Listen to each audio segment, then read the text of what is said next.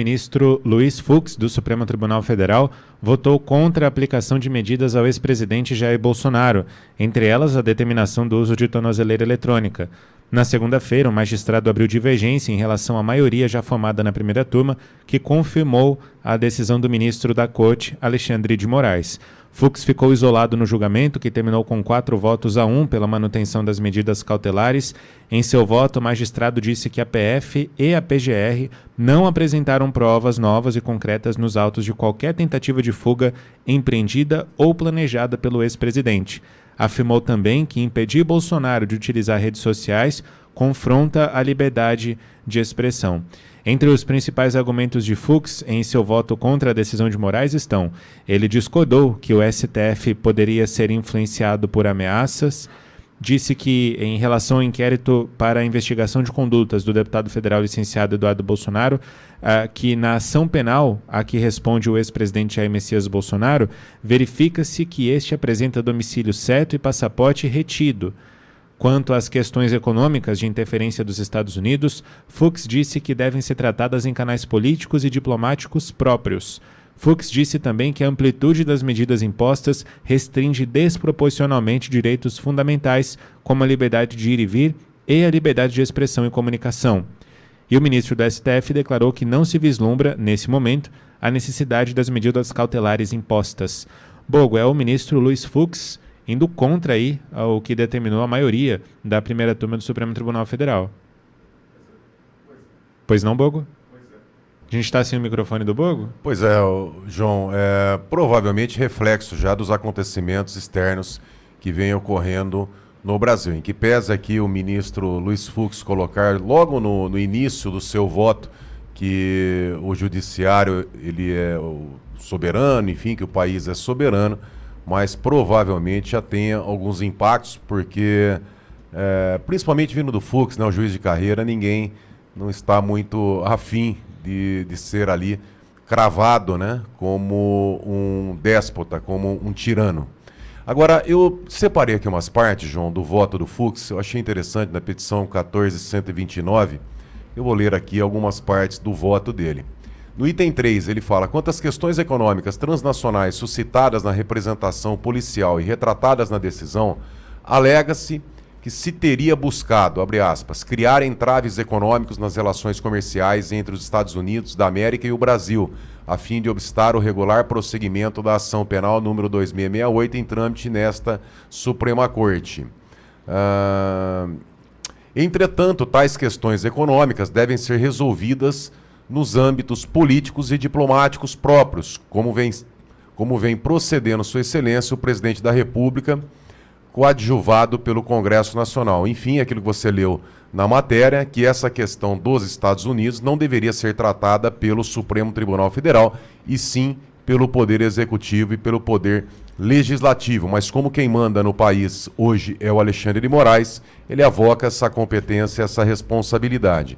Uma outra parte, no item 5 do voto do Fux, ele fala: a narrativa dos fatos se refere a condutas que o deputado federal licenciado estaria praticando nos Estados Unidos, presumindo que tais possíveis ilícitos, entre aspas, como aponta a decisão, poderiam influir no julgamento da referida ação penal a que responde o ex-presidente, a qual já se encontra com instrução judicial concluída e em fase de apresentação das alegações finais em defesa. Nada obstante, a premissa de que poderia haver qualquer influência no julgamento da ação penal esbarra no fundamento básico de que o Poder Judiciário detém independência judicial, ou seja, o próprio Luiz Fux aqui diz que os atos praticados pelo presidente Trump, né, o presidente americano, não teria como influenciar no julgamento da ação penal, ao contrário do que motivou a instauração desse inquérito contra o Eduardo Bolsonaro, porque não teria força para influenciar, já que o país é soberano, já que o judiciário é independente, essas ações políticas praticadas pelo presidente dos Estados Unidos não teria como influenciar a votação, o julgamento no Supremo, né? O item 7 prossegue o Fux no voto dele.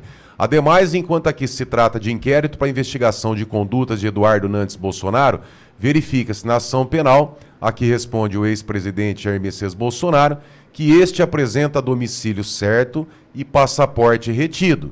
Ao mesmo tempo, a Polícia Federal e a Procuradoria-Geral da República não apresentaram provas novas e concretas nos autos de qualquer tentativa de fuga empreendida ou planejada pelo ex-presidente, de sorte que carece a tutela cautelar do preenchimento dos requisitos do periculum in mora, né, que quer dizer o perigo da demora, e o fumus comis delicti, quer dizer, a fumaça da prática do delito, para fundamentar o decisam que, com expressiva gravidade, baseia-se em possível prática de ilícito. Item 8.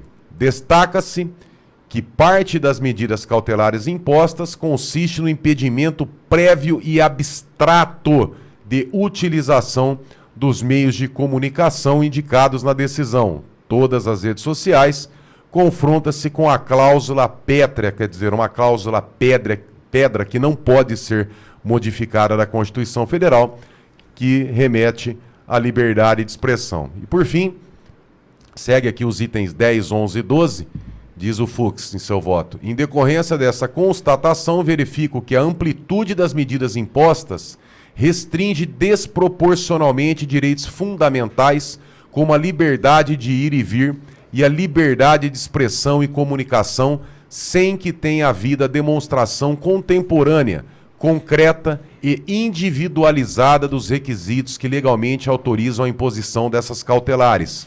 Item 11. Deveras mesmo para imposição de cautelares penais diversas da prisão, é indispensável a demonstração concreta da necessidade da medida para aplicação da lei penal e sua consequente adequação aos fins pretendidos. À luz desses requisitos legais, não se vislumbra nesse momento a necessidade, em concreto, das medidas cautelares impostas. O que o Fux diz aqui? E aí é uma análise minha, interpretando na condição, além de jornalista, como advogado criminalista. O Fux diz: há um desrespeito à Constituição, há censura prévia, não existem argumentos ou não existem fundamentos para a decretação das medidas aplicadas pelo juiz Alexandre de Moraes. Portanto, o ministro Fux, no seu voto, deixa aqui cravado a censura, o ataque constitucional à liberdade de expressão. E aqui é o meu comentário. O golpe do ministro Alexandre de Moraes está cravado no voto do ministro Luiz Fux. Bogo, agora me conta uma coisa. Qual peso tem a decisão de Trump e Marco Rubio em cima dessa posição do Fux? O Fux, André Mendonça e Nunes Marques estão fora da lista inicial do Trump. Isso pode ter influenciado? Eu não tenho dúvida que influenciou, com certeza. E é assim, tem 5 ministros em cada turma. São 2 turmas no Supremo Tribunal Federal, né? O Supremo é composto por 11 ministros, cada turma tem 5 ministros, a primeira e a segunda turma. O caso do Bolsonaro está sendo julgado na primeira turma, né? Com o Fux, Carmen Lúcia, Zanin, Dino e... qual outro comunista? Como é que Fux, Zanin e o Toffoli, né? Dino, ó. Fux, Zanin, Carmen Lúcia, Moraes e Dino. Moraes e Dino, isso, perfeito. O Fux, quando ele dá uma decisão dessa, vai mudar? Não, 4-1. Tá? Inclusive o julgamento, o voto dele foi colocado no sistema minutos antes de expirar o prazo. Então, não muda. Tá? Foi aqui cravado, foi concretizado as medidas impostas pelo ministro Alexandre de Moraes, não vai mudar. Porém, Pitolli, onde é que está a importância, qual a leitura que nós devemos fazer? Há sim o reflexo das imposições, das tarifas do Donald Trump. Tá? E a continuar, eu acredito que a lei Magnitsky será aplicada primeiramente ao ministro Alexandre de Moraes. Eles não vão usar... porque todas as cartas de uma vez só. Né? Tem estratégia nisso aqui. Claro, imagina se viesse a cassação dos vícios do Fux também. 24 horas para a resposta da defesa do Bolsonaro hoje. Vou imaginar que o Moraes prenda Bolsonaro hoje. Isso pode acontecer hoje, hein? 24 horas é final do dia. Bolsonaro pode ser preso hoje. Sim. Né? Cumprindo com o plano de Moraes, a prisão acontece hoje.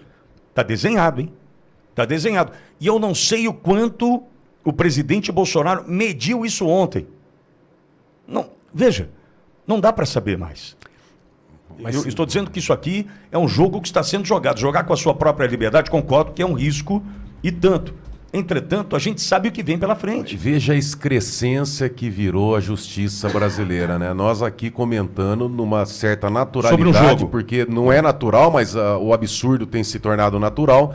E a gente tem aqui, nós comentamos a decisão de juiz sobre a prisão de um ex-presidente da República, não com base nos fatos, mas com base numa análise política momentânea Exato. que um ditador está fazendo. Quer dizer, o cerceamento da liberdade de um cidadão, de um ser humano, tem que ser em última instância e com base na legislação. Agora, o Alexandre de Moraes não vai analisar se cabe a prisão preventiva com base na lei. Ele está analisando politicamente. Olha a excrescência que virou o judiciário brasileiro. É triste, é lamentável o que está acontecendo. Agora, quem consegue garantir, Pitoli, que haverá normalidade no país se prender o presidente? Quem consegue prever o que vai acontecer?